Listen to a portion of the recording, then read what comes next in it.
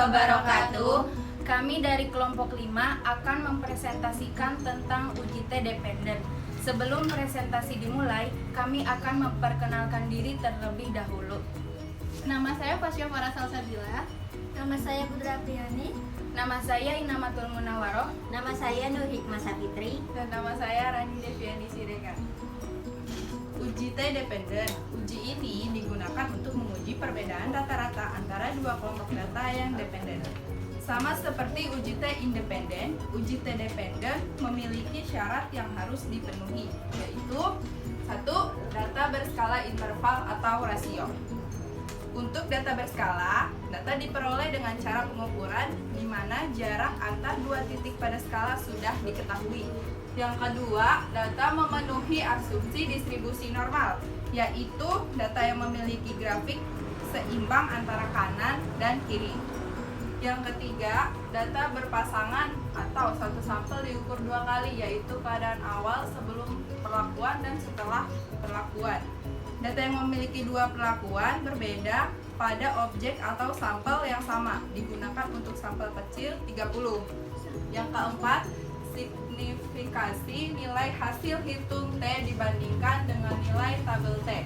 Derajat kebebasan yaitu N-1 pada uji dua sisi daerah penerimaan HA jika T 0,5 alfa kurang dari T hitung kurang dari T 0,5 alfa, sedangkan pada uji satu sisi daerah penerimaan HO jika T hitung kurang dari T alfa. Penjelasannya di sini yaitu kalau dua arah T hitungnya ada di tengah, sedangkan kalau satu arah T hitungnya berada di antara kurang dari atau lebih dari. Ada contoh soalnya. Agen dengan karbamid peroksida atau CP dalam berbagai konsentrasi secara luas ditentukan untuk pemutihan gigi di rumah. Sebuah penelitian dilakukan untuk mengevaluasi kemanjuran 10% CP dengan 9 objek manusia dengan gigi anterior rahang atas. Semua objek penelitian menjalani profilaksis profesional dan diberi instruksi spesifik terkait penggunaan 10% CP agen pemutih gigi di rumah. Mereka diminta untuk menggunakannya selama 2 minggu. Indeks naungan gigi dari gigi seri pusat diukur pada awal minggu. Diasumsikan bahwa distribusi indeks naungan gigi adalah normal. Tabel berikut ini merangkum data. Apakah Anda dapat menyimpulkan bahwa zat pemutih gigi 10% CP efektif? Di tabel kita ada 9 sampel. D1 sampel sebelum, D2 sampel sesudah. D artinya selisih dari sampel sesudah dikurangi sampel sebelum, dan D kuadrat diartikan sebagai D yang dikuadratkan. Selanjutnya, rumus dan cara membaca tabel. Untuk rumus, T sama dengan D bar per standar deviasi per akar sampel. Untuk rumus D bar sama dengan sampel sesudah dikurangi sampel sebelum per jumlah sampel.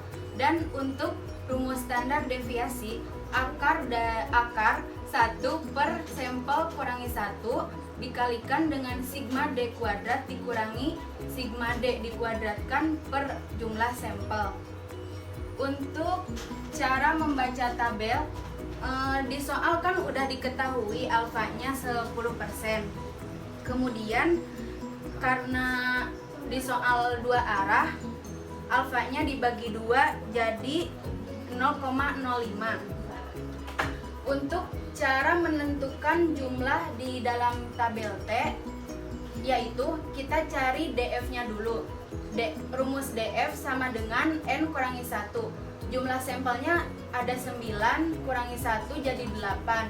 Di sini kita cari angka 8, terus atasnya 1 dikurangi 0,05 jadi hasil 0,95 ada di sini. Kemudian hasilnya 1,860. Selanjutnya kita masuk pada bagian penyelesaian. Sebelum masuk ke bagian ini, kita harus mengetahui langkah-langkah untuk menentukan nilai T hitung. Yang pertama adalah hipotesis. hipotesis terbagi menjadi dua, yaitu ada hipotesis 0 dan hipotesis alternatif. Untuk hipotesis 0, mu1 sama dengan mu2, dan untuk HA, mu1 tidak dengan mu2. Untuk yang selanjutnya nomor 2, alfanya sudah kita ketahui dari soal, yaitu 10%. Karena kita menggunakan dua arah, jadi alfanya kita bagi 2 menjadi 5%, yang didesimalkan yaitu 0,05. Untuk nilai DF, N-nya kita 9 sampel, dikurang 1 jadi 8.